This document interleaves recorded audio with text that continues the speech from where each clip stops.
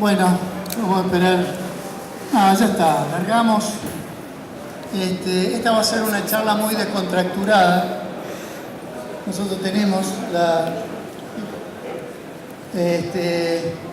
como todos saben, los que siguen un poco el curso de Craig Van Boom, esta charla siempre del homenajeado.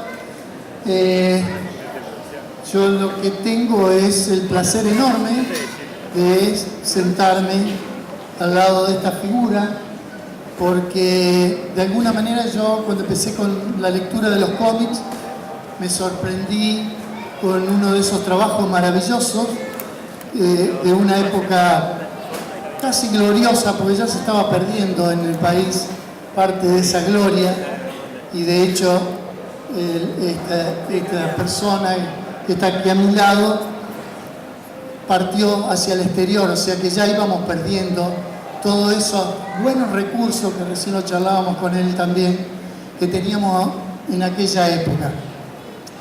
Pero en particular fue una sorpresa muy grata de leer aquellas viejas ediciones de Columba, D'Artagnan, Fantasía, porque descubrí un personaje que con una mirada diferente, digo, tenía un enfoque diferente.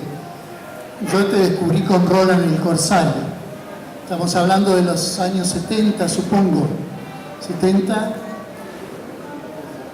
1970. Entonces, mi primera pregunta para José, por supuesto, ustedes ya saben que es José García López, es ¿cuánto tiempo estuviste trabajando para esa mítica editorial que era Editorial Columba? Porque yo te descubrí con Roland el Corsario y de pronto desapareciste y nunca más te pude ver, sino te descubriste después, muchos años después. Bueno, lo último que hice fue... ¿Se escucha bien? Porque él habla muy bajito, es una persona muy sana que habla bajito. La acerca el micrófono. No, acércalo bien. No, se escucha bien. Ok, no. Un poco gráfico. Yo, Roland el Corsario, creo que fue el último trabajo que hice para Columba. Antes, por lo menos durante 4 o 5 años, hice distintas historietas, adaptaciones de novelas y después historietas de aventuras con distintos argumentistas de Columba en ese momento. Así que en general, 7 años con Columba. 7 años en Columba. Sí. ¿Esos fueron tus únicos trabajos en el país? ¿O antes había hecho...? No, antes había hecho. Antes había hecho muchos trabajos así pequeños. Algunos fueron publicados, otros por suerte nunca los publicaron. Algunos tuve la felicidad de cobrarlos. Pero sí, empecé muy pequeño, muy chico. ¿A qué edad comenzaste a dibujar? Bueno, profesionalmente. Profesionalmente. ¿En qué momento en el momento en que se publica algo uno se convierte en profesional? Quizás, sí, ¿por qué no? Okay, entonces, sí, porque ya se ve reflejado comercialmente. Ok, creo que a los 13 años dibujé algo que lo publicaron un año después, así que tendría 14 años. Bueno, como verán, estamos hablando de un gran talento. No creas. No, sí. A los 13, 14 años estar publicando, digo, eso no es poco frecuente. Mirá, digo, a esa edad te está formando. Claro que me estoy formando y estoy copiando de todo el mundo. Pero está bien, pero estamos hablando de una época donde había artistas muy talentosos en el país. Sí. Estamos hablando de la época de Breccia, de los Breccia, de la época de Oesterheld, con toda una legión post-Prat, si se quiere. Sí, estaba Carlos Roume. Carlos Roume, empezaba a surgir Horacio Altuna, o quizás es más joven Horacio. Después. Creo que más o menos... José Muñoz. Es anterior. Okay. José es anterior. Claro, yo empecé con los clásicos, o sea, con con Breccia, con Rome, con Prat, con Salinas, por supuesto, y con otros que ahora se me olvidan los nombres. Después viene José Muñoz, viene Durañona, viene toda una generación. Yo vengo ahí un poquito detrás, detrás de ellos. Me decís que empezaste a los 13, 14 años, pero vos llegaste al país a los 10. No, tenía 4 años y medio. 4 años y medio. ¿Qué mierda hizo la biografía de este muchacho que le hizo tan mal? A los 10 años me había dicho que había llegado. A los 4 años y medio. Sí. Claro, o sea, te formaste prácticamente en el país. Me formé aquí, sí. Bien, no nos equivocamos en eso, porque Crack Bamboo homenajea a los artistas nacionales y yo, cuando lo señalé a José, dijeron, pero mirá que no sabemos si es español o argentino. Bueno, pero digo, se formó en el país, por ende lo sentimos como un artista nacional, sin lugar a dudas. Yo soy un producto del país. ¿Sí? Bien. Y como dijo alguien muy bien, soy un producto de la escuela pública argentina. Sí, pero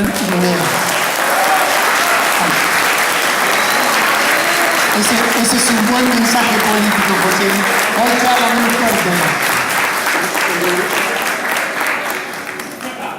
En realidad le estoy copiando la frase de un libro que hicieron recientemente. Utilizaron esa frase y me gustó mucho. Y igual reflejaba mi pensamiento, ¿no? O sea, me dicen, ¿de dónde sos? Y bueno, soy nacido en España, pero soy argentino. Claro. Bien, pero no te nacionalizaste. Pero ese es un detalle, nada más. Traidor. Lo importante es estar nacionalizado aquí. Sí. Bien. A ver, quiere decir que prácticamente sos autodidacta o cursaste algo en alguna de las escuelas que otrora había. Mira, tomé un curso por correspondencia de Continental School. Uy, la famosa escuela que salí. Mi hermana fue la que me compró el curso. Y ahí tenía 12 años. Pero después, ya cuando tenía 16 años, me di cuenta que no sabía nada. Y entonces fui a la Escuela Panamericana de Arte. Y ahí estuve pensando estar solamente un año, al final me quedé 3. ¿Y quiénes estaban en ese momento en esa escuela que es muy reconocida? Gente así como Breccia, sí, claro. Dientes, Pablo Pereira, Ángel Borisov, eran todos unos monstruos. Carlos Caracochea, que creo que nos ha dejado hace poco. Sí, recientemente. Gente muy importante para mí. Verdad. Sí. Bueno, que empezaste y terminaste tu carrera nacional en Columba. ¿Por qué decidiste moverte hacia el mercado o ir a Estados Unidos? ¿Buscando el mercado, hacer algo para el mercado americano? ¿Qué te movilizó a irte? Razones económicas. Bien, siempre, a mí me pasó lo mismo, pero me quedé aquí, por eso te pregunto. Bueno, seguramente había más facilidades para poder trabajar de aquí para el exterior. Yo antes de entrar a Columba, yo trabajé para Estados Unidos, haciendo historietas románticas. Dicho sea de paso, esas historietas románticas no me sirvieron para nada para entrar a Columba, ya que yo llevaba religiosamente todo lo que hacía, lo llevaba para ver si me daban trabajo y nunca tuve suerte. Así que en realidad los primeros trabajos profesionales fueron para Estados Unidos. Razones económicas, yo estaba muy bien ya con Columba, especialmente con el personaje de Rolando el Corsario. Y me parecía que tenía que intentar otras cosas. Y como ya tenía el antecedente de haber trabajado para Estados Unidos, pensé en viajar y conseguir el trabajo directamente allá y volver para Argentina. ¿Y cómo fue ese viaje? ¿Fue a una Comic Con? ¿No existía mucha en esa época? No. ¿O fuiste directamente enfocado hacia alguna editorial? Fui enfocado hacia DC. DC. Sí, porque justamente uno de los editores para los que yo había trabajado desde aquí estaba en ese momento como editor en DC, y era Dick Giordano. Sí. Así que la idea mía era contactarme con él para conseguir trabajo en DC. ¿Cómo fue ese primer contacto? ¿Enseguida te abrieron puertas? Digamos que DC es un poco, para vos es tu segunda casa en Estados Unidos porque permaneciste ahí toda tu vida. Sí, prácticamente todo. Una de las razones por las que estuve tanto tiempo, o sigo tanto tiempo con ellos, es por la gente. Me he llevado siempre muy bien con ellos. Ahora, la primera pregunta, ¿cómo era? ¿Cómo fue tu primer contacto? Digo, ¿llegaste? El primer contacto fue gracias a otro dibujante argentino, Luis Ángel Domínguez, que en un momento dado también fue profesor en la Panamericana de Arte. Yo llegué con la idea de presentarme yo por mi cuenta ahí en las editoriales, en DC.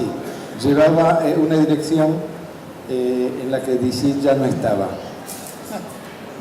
Fui ahí y me dijeron que tenía que ir a otro lugar que era el Rockefeller Center, y yo fui derecho a Rockefeller Center, pero me encontré con que era un complejo de edificios y no sabía a cuál ir. Entonces me comuniqué con Domínguez, o sea, yo no quería molestar a nadie, además quería hacerlo por mi cuenta. Y resultó ser un día miércoles en que los cartoonists iban a las editoriales a recibir trabajos o entregarlos. Resultó ser un miércoles y me dijo, yo voy para Manhattan, espérenme en tal lugar y vamos, yo tengo que pasar por DC. Así que me llevó primero a la Webster Publishing, ahí me dieron trabajo, después me llevó a DC y en DC me dieron trabajo. Sí, realmente me abrieron las puertas. En DC me trataron muy bien, conocí a un montón de editores ese mismo día, al publisher, en fin, fue inesperado. Y después fuimos a Marvel, me preguntó si quería presentarme ahí. Y dije, no, gracias, ya es suficiente, ya tengo. Está con ¿Sí? DC. O sea, ¿qué empezaste haciendo en DC? Hice la tinta de 5 páginas que había dibujado Kurt Swan, un Clark Kent. Para que vean los jóvenes, que a veces quieren llegar y que le abran la puerta de par en par. A veces hay que ser más humilde y empezar desde muy abajo. Bueno, acá tienen un ejemplo de que empezó bien de abajo, ¿no? Con pocas páginas. Así que... Bueno, ten en cuenta una cosa. Yo había llevado encuadernados los trabajos que había hecho para Columba como muestra. Eso siempre te da un crédito. Sí. Me pasó lo mismo. Importante. El que te vean que haya publicado algo y sobre todo en otros mercados, llevar una publicación les da a ellos la posibilidad de pensar de que de que uno está capacitado para un ritmo que ellos necesitan. Entonces, bueno, quizás ahí es donde... Te puede responder de una manera profesional. Claro, a la que lo piden, sí. Claro. Bueno, esas fueron 5 páginas nada más, con eso no te quedaste. Y luego... No, después iba todas las semanas y todas las semanas tenía trabajo. Creo que el segundo trabajo que hice fue una historieta de una mezcla de terror y de guerra, ¿okay? También una historieta corta. Yo no soy un lector de superhéroes, y esto, por eso la charla es informal, ya que entiendo poco de los superhéroes, pero sí conozco una época donde Neil Adams marcó mucho el mundo del superhéroe dentro de DC. Pero después se te reconoce a vos directamente. Después de Neil Adams o casi al mismo tiempo. ¿Cómo fue ese? ¿Fue un pase? ¿Fue casi contemporáneo? ¿Cómo es que llegaste a ser? No, yo de eso no tengo idea y no le cuentes nada de eso a Neil Adams. No, es una visión mía, muy particular. Sí. Yo lo que tengo son opiniones de otras personas que creían que me veían como heredero de Kurt Swan en Superman. Yo, por ejemplo, no tengo visto ese trabajo, así que no tengo ni idea. Yo creo que más que nada eran opiniones bien intencionadas, ¿ok? Sí, seguramente. Pero sí, seguramente la editorial DC esperaba reemplazar a Curly Swan conmigo, pero se encontró con alguien que no podía producir lo suficiente. Por eso que yo no duré demasiado en cada libro que hice. Llegaba al número 6 y ya estaba atrasado, entonces me pasaban a otro proyecto. ¿Vos en ese momento hacías solo lápiz o lápiz y tinta?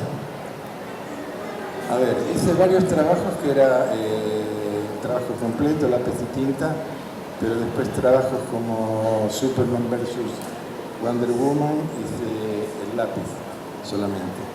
Y muchos otros trabajos fueron a lápiz, justamente por esa falta de tiempo y porque yo unas fechas de entrega determinadas.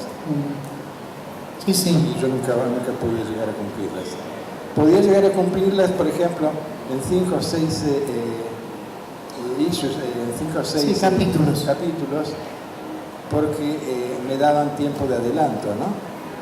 Pero para una serie larga ya se lo ya cuando llegaba a cierto punto ya. Bien.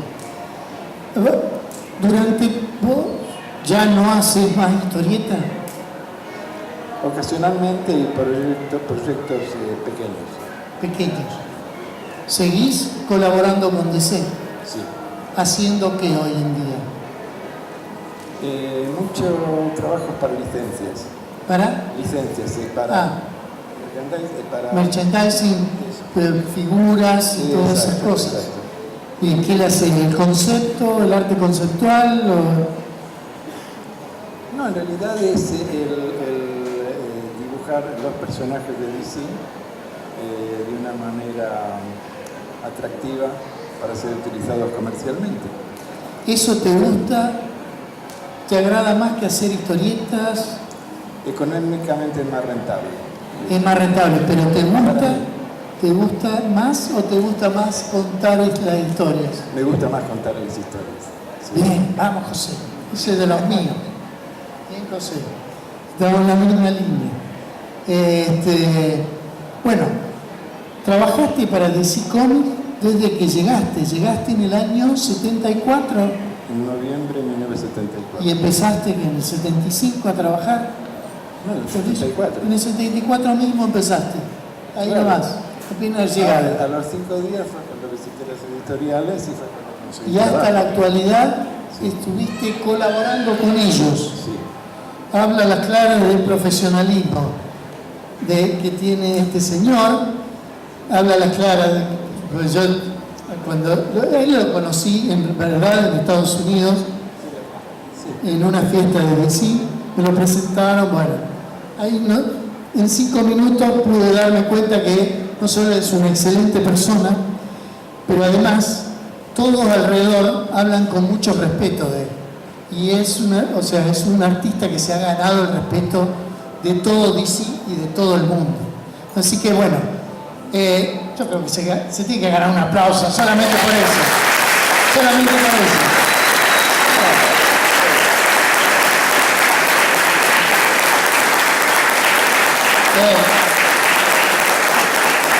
Yo voy a irme echando algunas preguntas, pero como sé que aquí son más fanáticos que yo, conocen más la historia que él que yo, entonces quiero que se apunten con preguntas. A ver si quieren algunos. Mira, acá veo algunos ansiosos. Mirá, ahí ya tenemos uno que seguramente... Vení, Diego, acércate, si te pueden escuchar. Hola José, bienvenido de vuelta a la Argentina, bienvenido a Crack Bam Boom.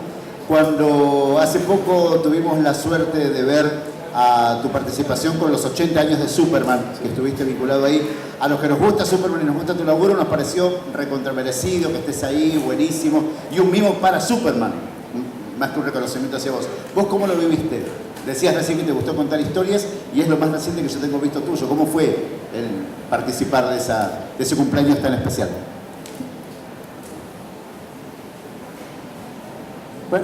Bueno, fue interesante que me tuvieran en cuenta para terminar para los 80 años de Superman. En cuanto a historias, no había mucha historia en esas historias que hice.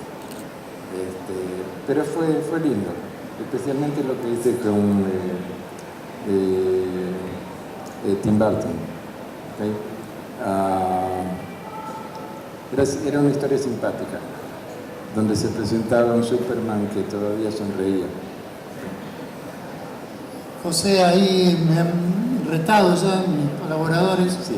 porque mañana tenés la charla a solas y ahí parece que te van a, sí, los fanáticos van a querer bombardearte con todas estas preguntas. Igualmente alguno más vamos a hacer, pero vamos a seguir un poco con esta charla informal. Más allá de la historieta, ¿qué otra cosa te gusta hacer? ¿Cuál es tu hobby, por ejemplo? No me digas dibujar, no me digas dibujar. ¿Cuál es?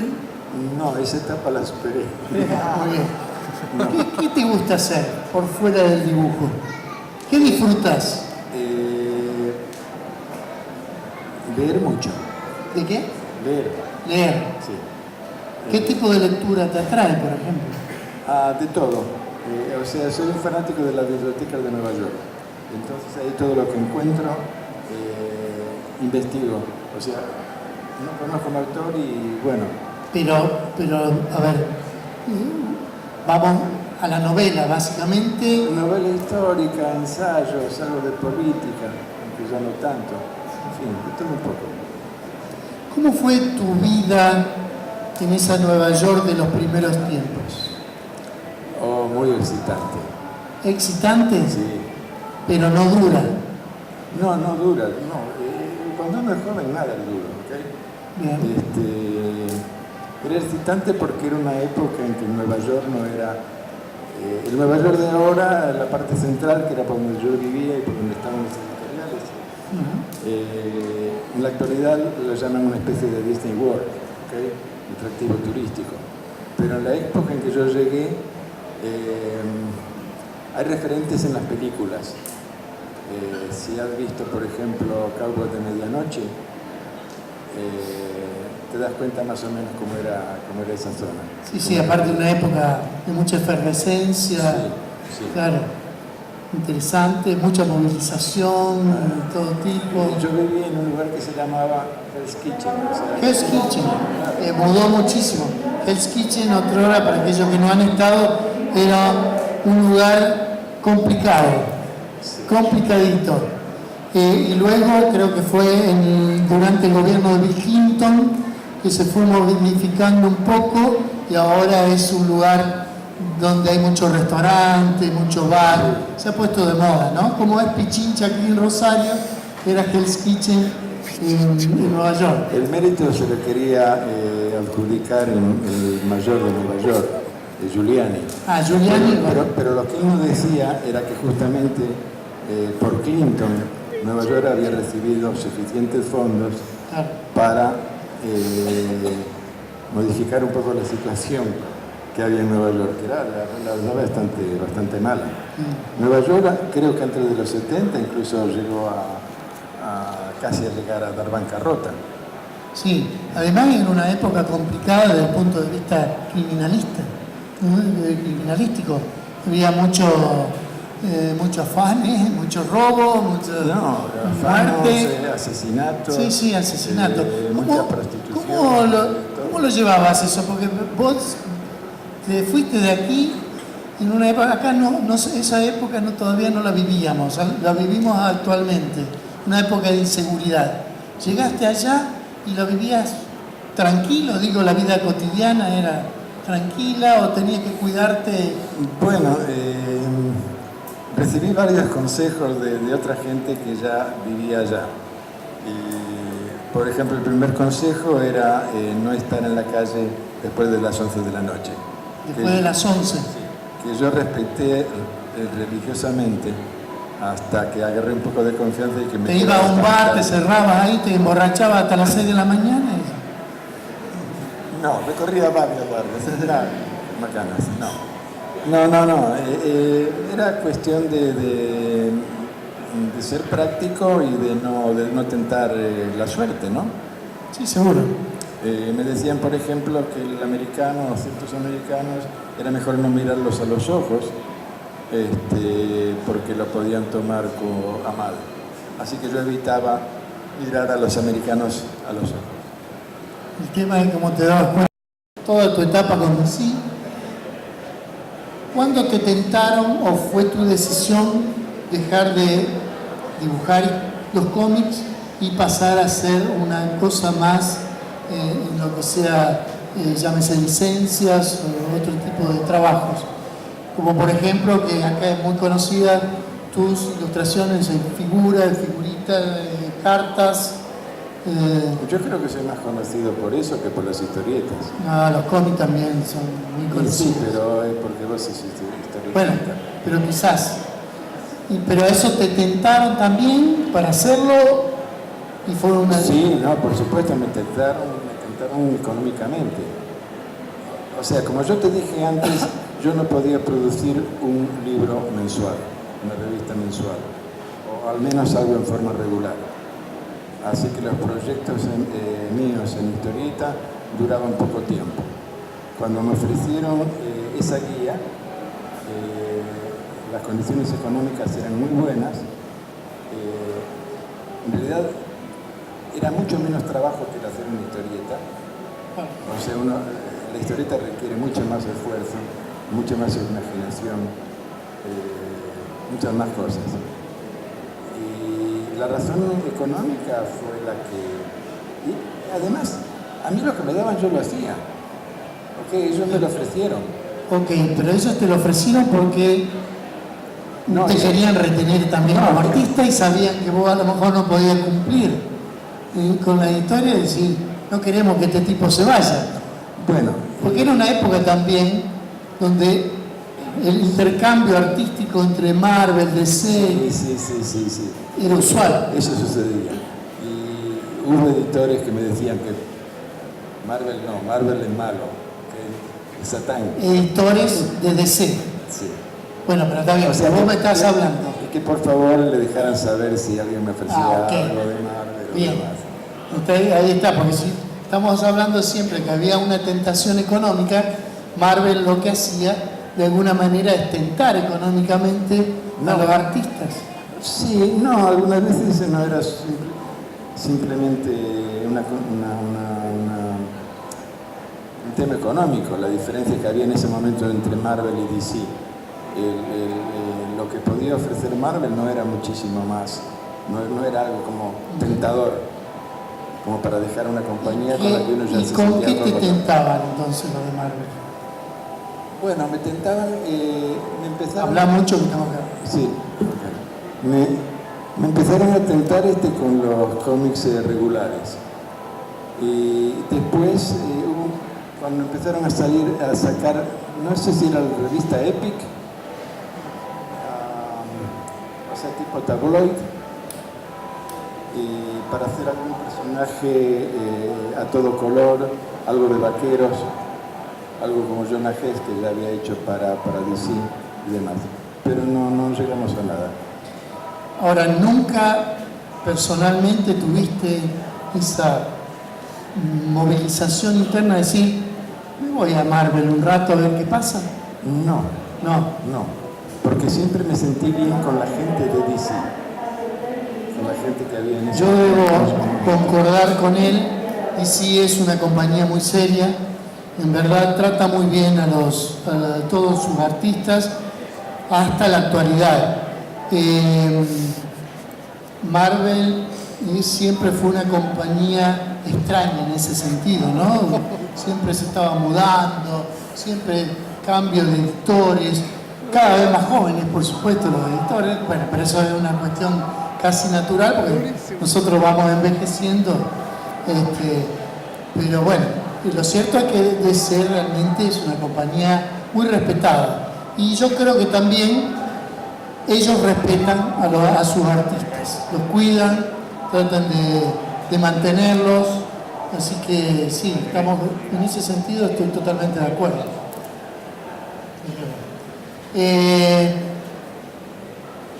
Seguís allá, pero estás viajando más seguido, ahora tenés más tiempo, digamos. Sí, dispongo de más tiempo. Menos menos energía para dibujar historietas y más energía para viajar. Bien, ¿y cuántos eventos haces en el año, por ejemplo? Porque sos un tipo al que todo el mundo quiere invitar, seguramente. Yo creo que no más de 10 por año. No más de 10.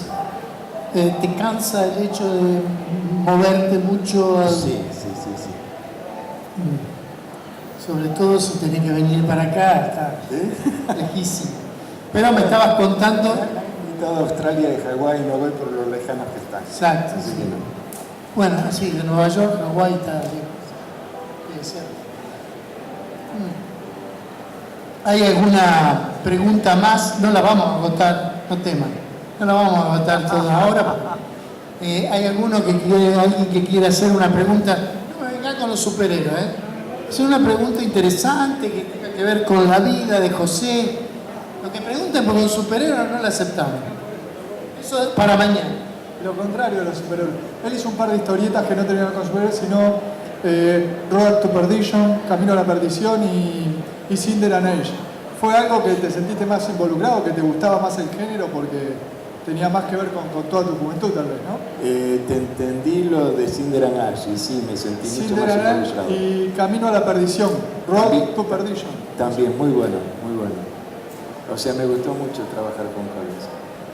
¿Pero por qué lo hiciste? Dice, ¿te gustó el género? ¿Te gustó el proyecto? Porque era algo distinto a los superhéroes. Bien, tenías esa necesidad de hacer algo diferente. Sí. Yo siento eso. Yo he visto Cinder and Ash, no vi Camino a la Perdición y a mí me encantó ese trabajo. El Camino a la Perdición. No sé cómo se traduce. ¿En qué tiempo, en qué época le hiciste ese Camino a la Perdición? ¿Te acordás? ¿Fue en los 80? No sé. A ver, al poco tiempo que hicieron la película. O sea, porque el primer capítulo de Camino a la Perdición se hizo para una división de DC que se llamaba Piraña. ¿Okay? Una división en que la editorial no tenía mucha fe en ella, pero sirvió como trampolín para que en base a ese libro se hiciera la película. Y yo hice, a ver, los capítulos que hice para Camino a la Perdición creo que fue al poco tiempo de la película. No recuerdo la fecha ahora. Bien. ¿Cómo te llevas con las nuevas tecnologías? Oh, muy bien, gracias. Pero uso email, escaneo el trabajo. Nada de trabajar en computador, nada que tenga tablet. Lo máximo que he hecho ha sido trabajar en tablet, hacer algunos bosquejos. Algunos bosquejos y nada más. ¿Te gustó probar eso? Sí, me gusta, pero me falta la paciencia. No sé por qué. Tendría que tener más paciencia, ¿no? Tú decís que estamos viejos ya. Sí. O sea, la paciencia para aprender, para aprender metódicamente. Pero ¿cómo lo ves? ¿Con las nuevas generaciones? ¿Crees que el nuevo mundo, la nueva era? Yo veo el resultado y el resultado es asombroso, magnífico. Sí, en realidad lo que vale es una herramienta más y lo que vale eso es el resultado. Es una herramienta. Claro. Distinta, pero es una herramienta. Primero tenés que saber dibujar. Lo bueno es que recién que estábamos viendo parte de la muestra que hay en el espacio Crack, empiecen a acordarse de estos nombres para que a partir del año que viene no vamos a llamarlos más como por el nombre que tienen. Vamos a empezar a llamarlo Galpón 11 Crack. Allá hay una muestra de superhéroes argentinos y estábamos charlando el tema del papel que se usaba en nuestra época. Él recordaba uno, yo le contaba el que había usado en Parque Chas y bueno, y hablábamos de esas cosas. Claro, hoy los jóvenes te hablan qué tablet estás usando, qué Cintiq, qué tamaño de Cintiq, qué lápiz usás en la Cintiq, ¿no? Y esas cosas, bueno. Voy a dar marcha atrás, porque te escuché hablando con otro gran maestro que es Horacio Lalia, que por cierto Crack Bamboo ha tenido también el honor, lo presencié, lo fotografié, de juntar a los dos porque no se conocían personalmente. Así que se saludaron, pero sí se conocían de sus trabajos cada uno. Así que bueno, tuve la suerte de presenciar el saludo formal que han tenido y estuvieron charlando un rato porque Horacio Galia, bueno, recordaban la época, aquella vieja época, linda época que yo pude vivir también, donde los dibujantes que trabajaban en Columba tenían un día de entrega y un día de pago, y ese día de pago muchos, al menos en mi época, se usaba para ir al bar de la esquina, para juntarnos, tomar un café, tomar algo y charlar de muchas cosas, de cómo iba la vida de cada uno, que más de uno se daba cuenta de que el editor lo estaba garcando, ¿entendés? Porque a otros nos habían aumentado y a él no. Dice, ¿cómo a mí no? Y se salía corriendo y iba a pelear al editor, porque en verdad éramos ratas de tablero, siempre dibujando y cumpliendo con los términos de la entrega, y nos encontrábamos ese día. Y eso a todos nos quedó en la memoria. ¿Cómo era esa época para vos? ¿Cómo fue esa época? ¿Eso era igual en Estados Unidos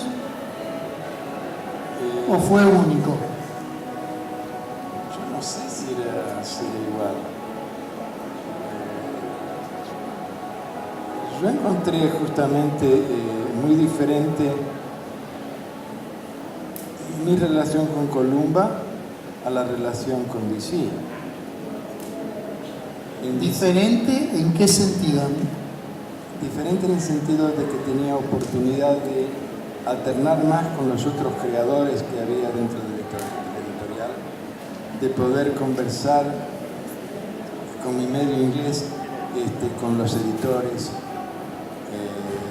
con los escritores, con el publisher, con la presidente. Ok, yo en Columba, yo lo que veía era una ventanilla. La veía la recepcionista, que era muy bonita. Y a Columba creo que a los 2 o 3 años, de casualidad, me lo presentaron. En esa ventanilla era donde vos te entregaban el guión. Exacto. ¿Vos? En esa ventanilla después me entregaban un cheque. Un cheque. La misma ventanilla. La misma ventanilla. ¿Y vos en esa ventanilla dejabas los trabajos también? Sí. Después algunas veces iba con prisa a la otra oficina, pero además eran oficinas muy chiquitas. Sí, sí, sí. Y vos, o sea, no era un lugar... y tenías oportunidad de charlar algo con Presa. Presa era un editor, fue un editor durante mucho tiempo. Evidentemente lo conoció él y lo conocí yo también. Y con Presas era con el que más conversaba y el que más consejos me daba, el que más explicaciones me hacía, cómo debería hacer las cosas, exacto. Era un tipo inteligente. Era inteligente. Él tenía un librito que había hecho él mismo, con estudios, con análisis de cada uno de los dibujantes que había. Y me había incluido a mí. O sea, que hacía una radiografía. ¿Cuáles eran mis puntos fuertes y cuáles mis puntos débiles? ¿Coincidías vos con ellos? No me acuerdo, pero Presa era excepcional. Sí, sí. Bueno, pero llegaste, tenías esa oportunidad de juntarte aquí con los dibujantes, con otros dibujantes, sí, de partir un momento disfrutando de un café o algo. ¿No? Yo creo que en 7 años habré ido a almorzar con otros dibujantes en 2 o 3 ocasiones. En parte porque yo siempre fui tímido, lo sigo siendo, o sea que no era muy sociable. No sé, aparte que perdí algo de eso en Estados Unidos, pero por lo menos yo creo que empecé demasiado joven. Sí, es cierto. Todos eran mayores que yo. Sí. Yo sentía mucho respeto por ellos como profesionales. Así que no era de los decir, vamos a tomar algo. Tenía que esperar que ellos me invitaran. Está bien. Y me dijeron, vamos a tomar un café. Sí, claro. Fue una época, bueno, fue un poco diferente a la que viví yo, pero interesante, ¿no? Claro, Era una- te estoy hablando desde mi punto de vista. Sí, Si no pero se- estamos si- hablando de si los no- principios de los 70. Si no se dieron más relaciones con los otros dibujantes, cuando uno llega a la editorial, no fue por culpa de ellos, sino por culpa mía. Yo, al sentirme más joven, más inseguro, como que no alternaba con ellos. Esperaba que ellos alternaran. Bien, ¿cómo ves tu futuro inmediato? Siento que querés hacer lo mismo y tenés algún proyecto que te haya quedado ahí. No hablemos, ¿no? En cómicos, en dibujos, lo que sea, no sé, algo que vos digas, tanto tiempo quise hacer esto, me gustaría llevarlo adelante.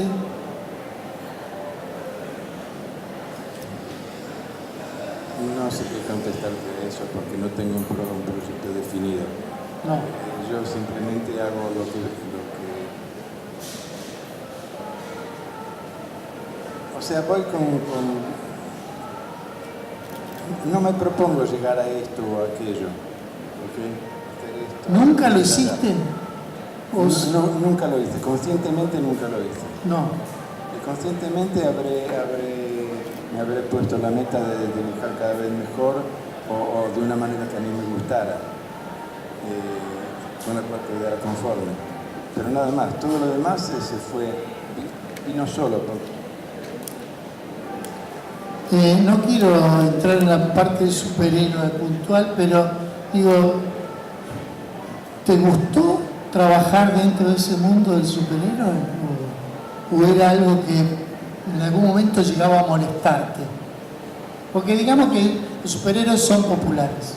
Eso te da una pantalla, te abre al mundo una vidriera muy grande. Pero ¿es algo que te movilizó siempre? ¿Te dejó, te llenó el espíritu? Me llenó los primeros años porque era una cosa nueva para mí. Era un desafío. Sí. Al no haberme criado con superhéroes, leyendo superhéroes, para mí no era un trabajo más, pero era un trabajo distinto. Y tenía que ceñirme más o menos a una serie de reglas que había. Los primeros años, como era algo nuevo, lo encontré interesante. Después, lo único que pedía era que por favor me dieran alguna otra cosa que no fuera superhéroes. De ahí que pude hacer Cinderella Nas, pude hacer Twilight, pude hacer Road to Perdition y otros proyectos que no tenían nada que ver con superhéroes. Como que te agotó en un momento el hecho del superhéroe. Sí, porque además fue saltar de las historietas de superhéroes a las poses de superhéroes para mercadería. Bueno, a ver, alguna preguntita más, porque no sé si no estamos llegando ya al límite. ¿Alguien tiene alguna pregunta más? Bueno, sigo yo. ¿Tenés familia en Buenos Aires? Sí. ¿Qué te queda aquí en la Argentina? Tengo dos sobrinas, tengo un cuñado. Estaba buscando en español. Sí. Iba a decir brother-in-law. Ok. Tengo muchas sobrinas nietas, hasta sobrinos bisnietos. ¿No está en tus planes retornar al país en algún momento? No sé a dónde voy a retornar o dónde me voy a quedar. Si en Nueva York, si me voy a España o si regreso a Argentina. ¿Y en España qué tenés? En España tengo primos. Primos. Primos ¿En y qué primas. parte de España? La mayor parte está en Galicia. Pero después hay otros parientes más que están por Barcelona, en distintos ¿Y lugares. con estos primos vos te tratás? Con algunos sí. Algunos los he conocido en los últimos años. ¿Y por qué decís que puede ser España? Porque no tenés una atadura tan fuerte como podés llegar a tener acá familiarmente. Bueno, porque me ¿Te gusta. jode más? No, me gusta España. Sí, claro, España es bonito. Claro. Buenos Aires es como Nueva York, no es lo mismo y hasta peor. Bueno, la gran ciudad. Yo no sé en la actualidad, ¿ok? A mí me preguntaban cuando fui por primera vez a Nueva York, ¿qué me parecía? Y yo le dije, ¿cómo era? Casa más, casa menos, igualito a mi Santiago. O sea, para mí era, no sé, sí me parecía como Buenos Aires, pero además ya me estaba familiarizado con Nueva York a través de las películas y de las series. También. ¿No? Pero... ¿El cine te gusta? Sí. ¿Pero qué te gusta ver? ¿Cualquier tipo de género o algo en particular? ¿Sos abierto a eso? No soy abierto a distintos géneros. Ahora estoy descubriendo a los chinos. A los chinos. ¿Los chinos o coreanos? Chinos, coreanos. Me gustan más los coreanos, las películas que hacen los chinos, no me gustó mucho, pero los coreanos tienen unas cosas interesantes. Pero porque hay directores coreanos, pero los temas son chinos. Bueno, sí. Bueno, pero ellos hacen superhéroes a su manera, pero es una manera distinta a la de los americanos y me gusta, es interesante. ¿Y las series, por ejemplo? Series prácticamente no veo ninguna. Ninguna. No, solamente vi el año pasado Westworld y... interesante. Pero, ¿por qué no te gusta la serie? ¿Te cuesta seguirlas? ¿Querés ver algo que empiece y termina? Es que no tengo la paciencia que tenía antes. Yo me crié con historietas y con series de televisión, aquí en Argentina, en Buenos Aires. Y las veía todas. Pero ¿Estás hablando de la serie, por ejemplo, Batman, no, en blanco y negro? No. Se nota de que eres muy joven. No, yo soy de la época, soy de la época de Bonanza, de Caravana. Sí, claro, bueno, yo también lo vi. De Alfred Hitchcock, 60. Bueno, algo de eso vi. Hitchcock no llegué a ver. Ballinger de Chicago, en fin, un montón. ¿Por qué no te moviliza ver esa serie hoy por hoy? Las nuevas series. Es que uso el tiempo para otras cosas. Ah, bien. ¿Te queda corto el día ya? ¿Crees que te queda corto? Y cuanto más viejo es uno, más cortos son los días. Lo vas a experimentar. No, me quedé callado porque lo estoy experimentando.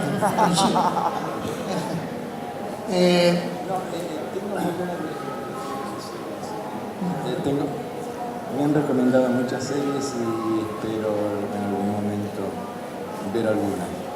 Ni siquiera veo la de DC, ¿ok? O sea, en vez de ver serie, te gusta ir a la biblioteca de Nueva York, sentarte a leer. Sí. Tengo, por ejemplo, una tarjeta de Netflix. Sí, Netflix. Desde hace 2 o 3 años y todavía no la he usado. Eso te da una idea. Muy bien. Y cuando voy a Facebook y me encuentro con que critican o hablan de tal y tal serie, yo quedo en babio, no sé. ¿Usás esas redes sociales? Facebook, por ejemplo. Y uno es curioso, quiere saber qué es lo que hace el resto del mundo. Pero no sos de involucrarte todo el tiempo. No. Menos de opinar. No. ¿Publicás cosas? Sí, pero por lo general dibujos. O sea, trato de no opinar porque algunas veces se empieza a desarrollar ahí todo un intercambio de opiniones y no tengo la paciencia como para seguirlo. No, seguro. Se genera una rueda ahí que no podés frenar con nada. Creo que estamos en tiempo. Bueno, con este señor que ustedes tienen aquí, mañana van a tener una charla también, ¿verdad? Queremos emocionar. No queremos que llores, pero sí que vamos a hacer entrega de la estatuilla, homenaje, para que vos disfrutes, por favor, mostrársela para que Sí, como siempre, como todos los años, el homenajeado es... Espérate un poco. El homenajeado es aquella persona que hace que nosotros pensemos, ¿y el busto este año de qué va a ser?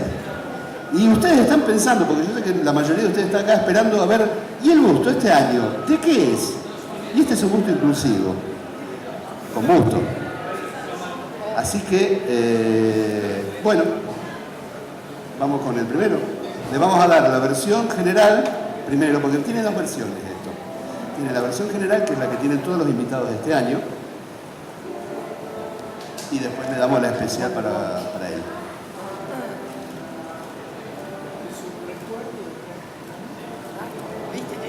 Pero ahora, este es un recuerdo que le damos a los homenajeados que pasan por cada edición de Crack Bam Boom.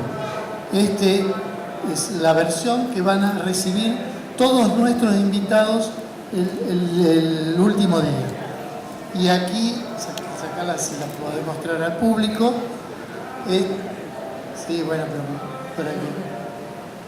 Ahora se la entregamos, déjala aquí.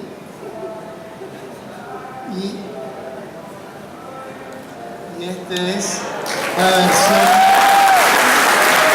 Acá se da la gente para que pueda ver.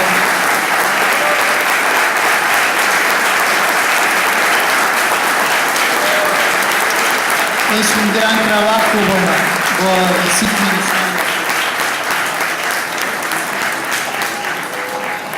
Bueno, es una escultura que está esculpida por Hernán y Alejandra, bueno, Hernán y Ale, siempre nosotros le decimos, y bueno, ella también lo pintó, Alejandra, así que bueno, espero que te guste, José Luis, fue decisión de todos.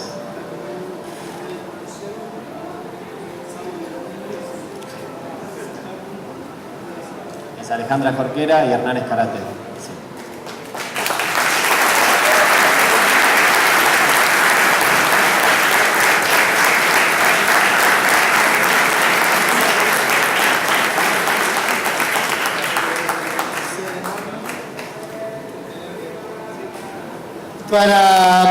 Creo que para todos nosotros siempre es un placer recibir a artistas de la calidad de José.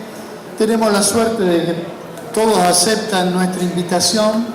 Quiere decir que vamos obteniendo cierta reputación a nivel internacional. Así que él, como todos los artistas que llegan a Rosario, supongo que vienen con mucha expectativa porque no saben con qué se van a encontrar. Así que lo que quiero es, como palabra final, que nos cuentes un poquito de esto pequeño, de lo que pudiste ver hoy con lo que nos permitió la lluvia, con qué te encontraste en la Crack, y bueno, al final después te vamos a pedir que nos des otra opinión, pero hoy, ¿con qué era? ¿Las expectativas se colmaron? Lo que más encontré fue cariño por parte de la gente. Y me hicieron sentir muy feliz de saber que de alguna manera fui parte de la niñez de mucha gente que vino hoy aquí. Bueno, gran aplauso. Mañana lo vamos a estar viendo de nuevo, pasado y el domingo. Así que lo van a poder disfrutar todos estos días.